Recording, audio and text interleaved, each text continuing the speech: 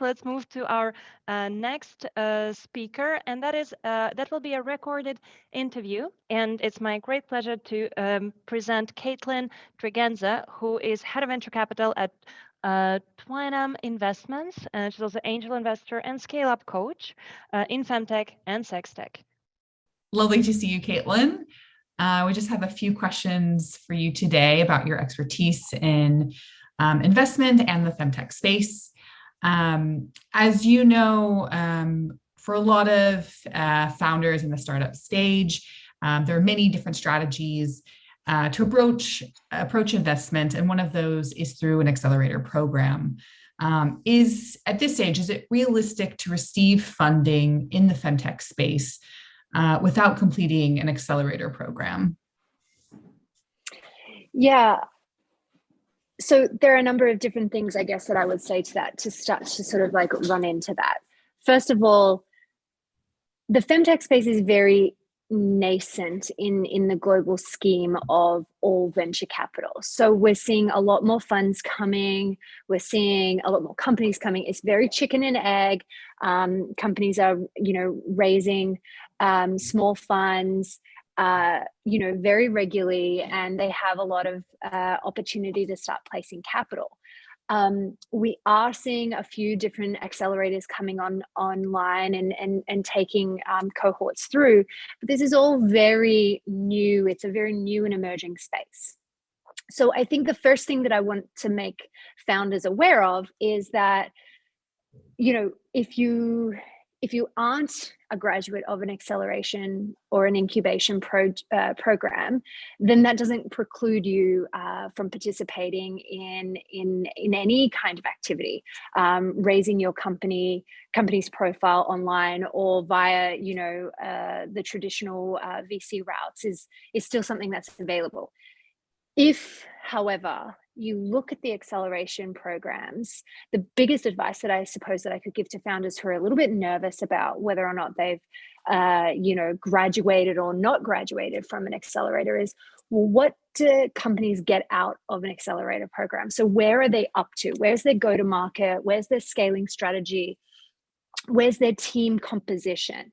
I think that's the biggest thing that a lot of FemTech founders don't necessarily really realize, is that there is no room for superwoman in this space. You cannot tear down the patriarchy, raise a new company, raise funds, and do it all alone. How are you fleshing out your team? And that is one of the things that an accelerator program and an incubation program will really teach you how to do, is build a team. And if you can't get other people to work for you or join your team, that's a really good question as to why. So if someone won't come and work with you or alongside you, is your mission big enough? Is your vision big enough? Does it encompass people beyond yourself? Can you sell it to your employees or your co-founders first? And if not, how are you going to sell that to investors? So I think that you can use the acceleration programs that exist to start holding yourself to that accountability, and how to build out your, and flesh out the company and flesh out the strategies. So even if you're not a graduate, you can still use that structure for yourself. But if you're a many times founder, or you're an entrepreneur who's been around the block in different industries, then you probably don't need an accelerator necessarily. The other thing that people ask me is, I can't get, I don't know what a FemTech accelerator or incubator would look like. Can I go into a different kind of industry? And maybe you can. Fantastic. Thanks for that. I think the next step when assessing or approaching investment is, a lot of times we try to get into the investor's head. What are they after when approaching investment? Really understanding their priorities. I'm curious, from your experience, how do you approach making investment decisions?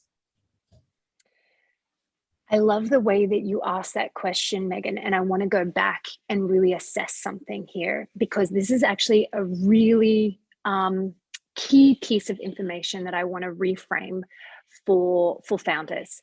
I want to reframe this for all founders, but I really want to reframe this for female founders. It is not your job to contort yourself to your investors.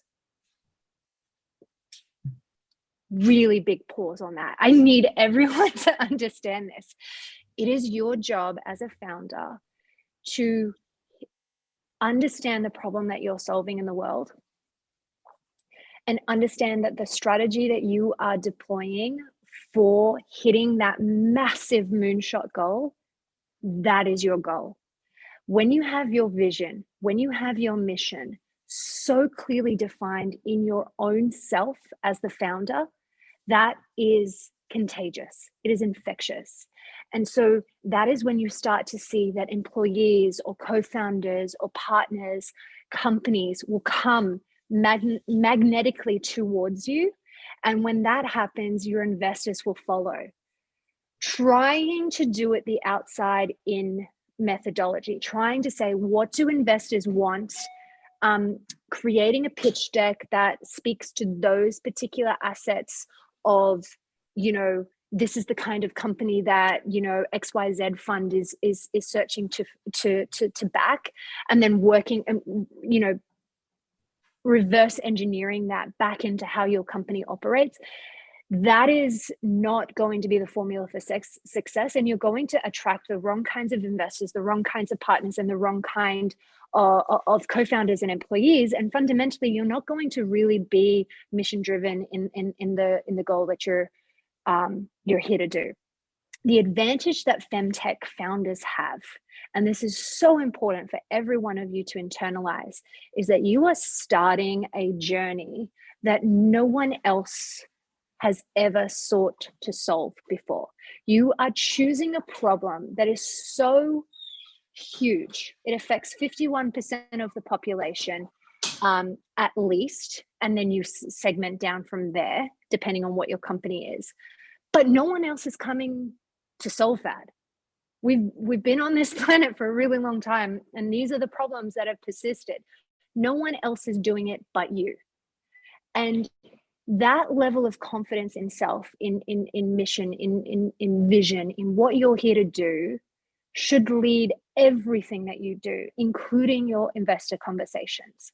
And my sense of it is that most founders are doing it exactly the opposite way. They're trying to work out what the formula for success is in getting investment, and coming back and saying, okay, let me build a pitch deck around that. And that's only ever going to get you so far.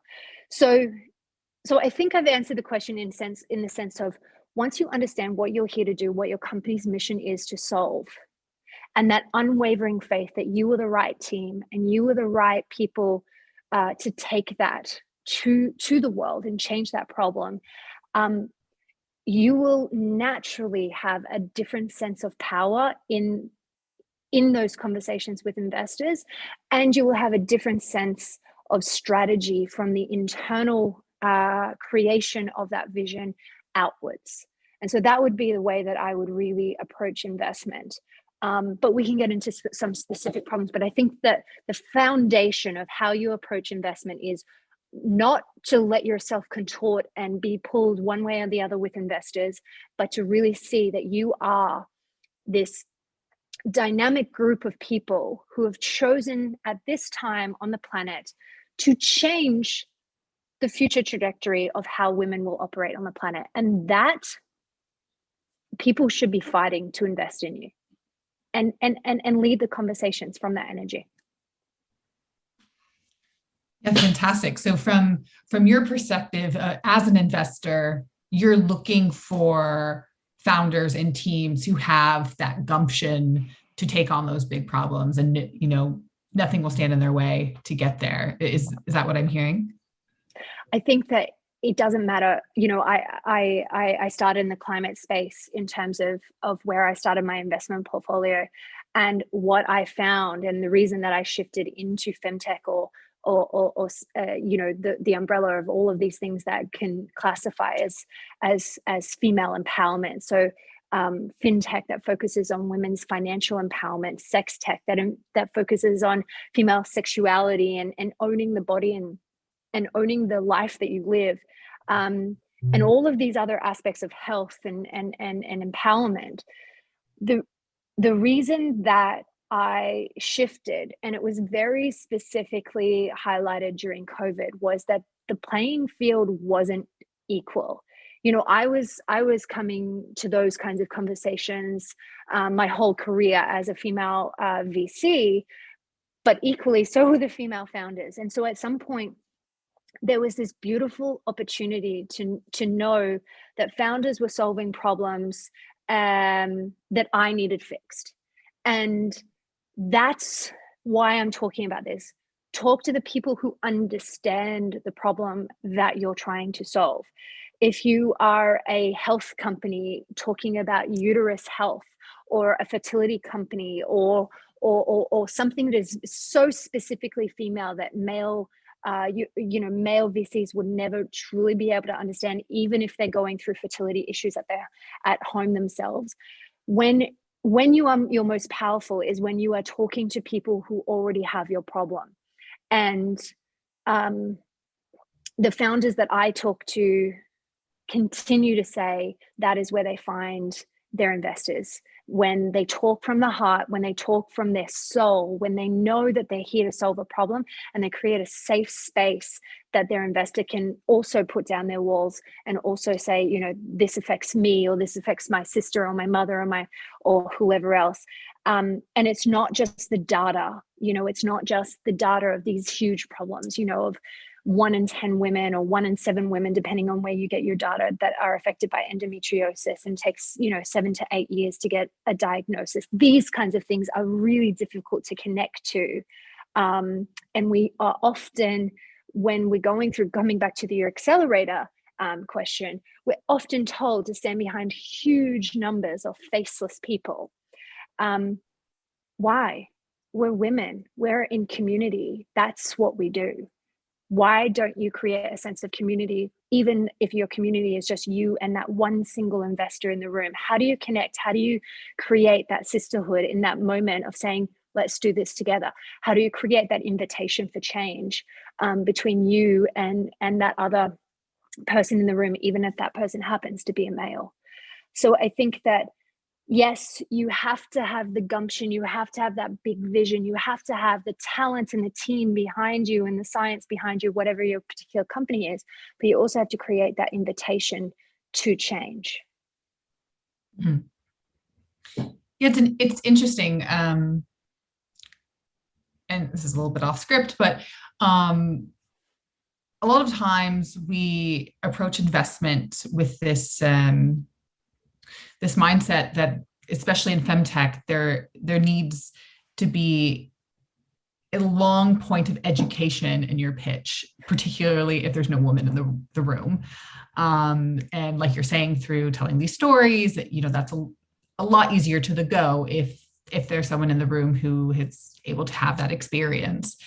And some of the ways that we address that is saying we need more women in investment, and these kinds of dynamics to be able to put more power and capital in the hands of women and in FemTech. I'm curious how you see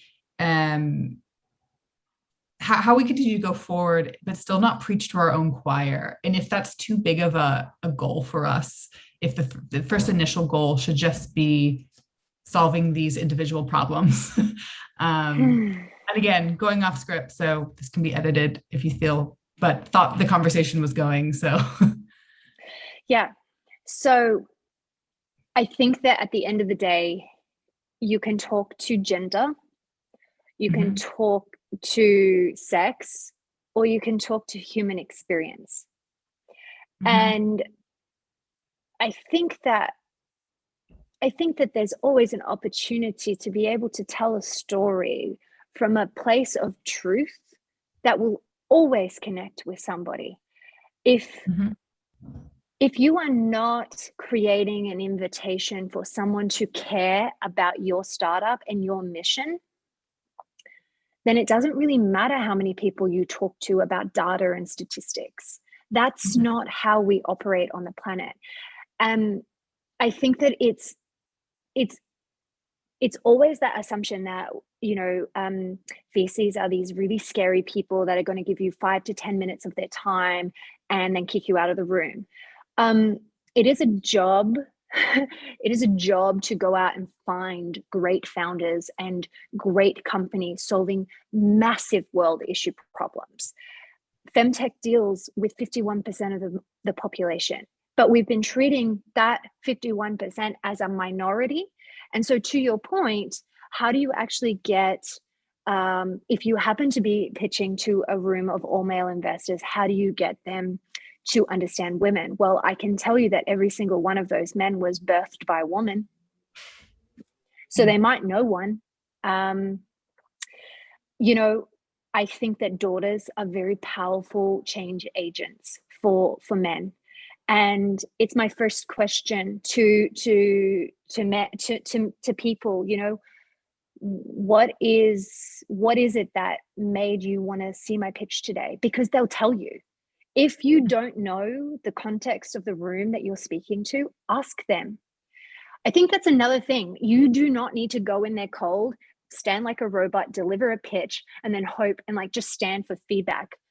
You're allowed to diligence back your investors. You're allowed to decide whether these people are appropriate investors for your company. And in fact, if I were to give one really dynamic piece of takeaway advice to everybody, it would be walk in the room as if they're the ones you're assessing about whether or not they're coming into your company. And the reason that I say that is, you don't go into your first date and start deciding the details of your wedding and your 50th wedding anniversary, right? You go on a date and you're both assessing each other. You're understanding fit, you're understanding culture, you're understanding values, you're understanding ethos, you're understanding operating principles. Why does this fund do what it does? Why does this meeting have to happen today? And if you don't know that, ask. If you don't know why you're the most important person in that room, work it out really quickly. Because the other thing that people need to understand is that investors invest, founders create. Do not let investors take away your capacity to create something that doesn't exist on the planet anymore by asking you, ridiculously, the kinds of questions that would deplete your power instead of empower you. And if you feel like your power is being taken away from you by these bro investors, you are well within your right to reframe the question. You are well within your right to say, I think what you're trying to ask me is this. That's not really what we're trying to do. So let me tell you, let me just come back to vision here. Let me come back to mission. I feel like you've missed something in what we're trying to do. And that's perfectly, fine, because you haven't had this life experience. So let me explain from a story of this or that or whatever. This is a conversation. This is not something where you get tested and then it's a one-way street. You are constantly testing back. If you don't like the tone of the voice, if you don't like the way that they're conducting the pitch session, you can cut it short and you can say, it actually doesn't feel like we're a cultural fit. And this might not be the space that you guys are really willing to take a chance on. And so at this point in time, this doesn't feel like something that we would probably pursue.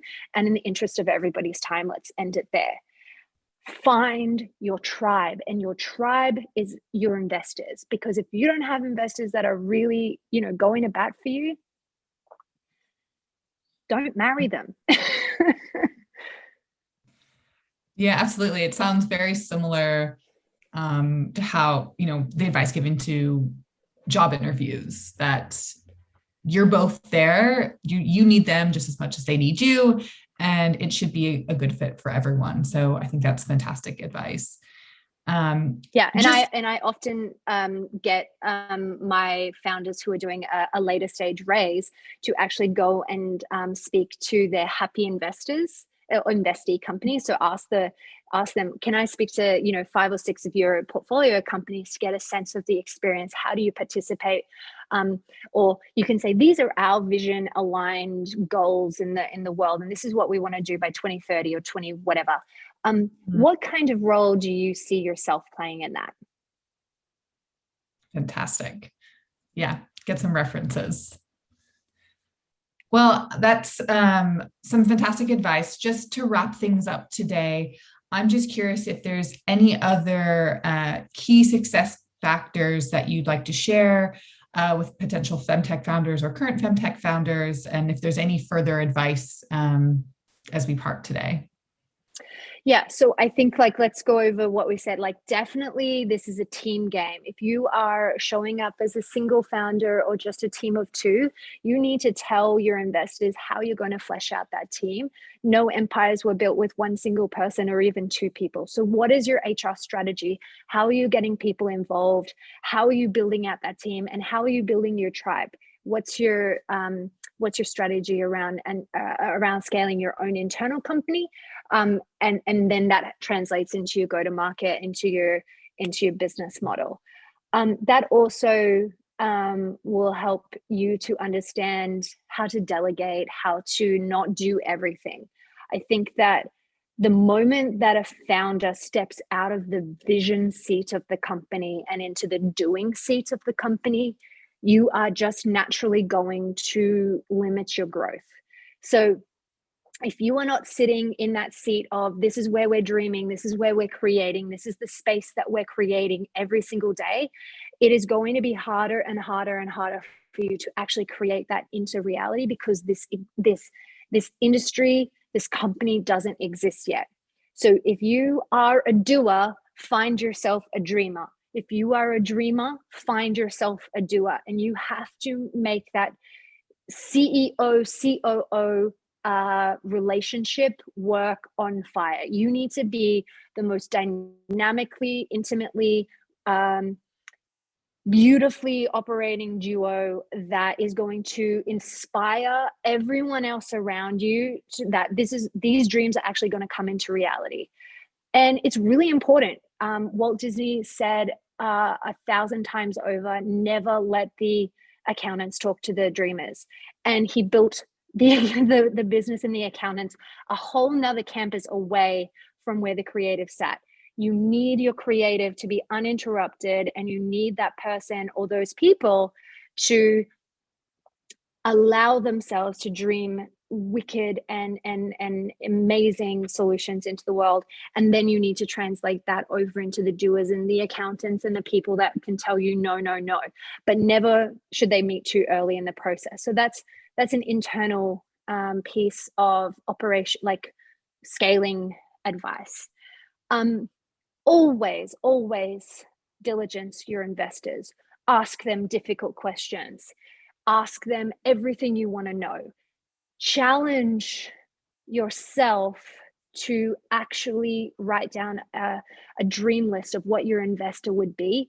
And if they don't hit that, ask them why. Ask them if there's any opportunity for them to actually align to your dream list. And if the answers are not convincing, or if the answers are no, be secure enough in the fact that the money will come from the right people at the right time, but it's not those people.